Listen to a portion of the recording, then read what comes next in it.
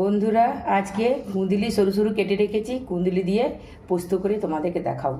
কড়াইতে তেল দিলাম, কালো জিরে দিলাম, শুকনো লঙ্কা ফোড়ন, পেঁয়াজ কাটা আর কাঁচা লঙ্কা। পেঁয়াজটা ভাজা হয়ে গেল, এবার কুঁদলিগুলো দিয়ে লবণ দিয়ে ভাজবো। টমেটো দিয়ে দেবো এর সঙ্গে। বন্ধুরা, এরপরে পোস্ত দিয়ে দেবো আর একটু সামান্য হলুদ দিয়ে নাড়াবো। কষানো হয়ে গেল, একটু সামান্য মিষ্টি দিয়ে দিলাম, জল দিয়ে দিলাম।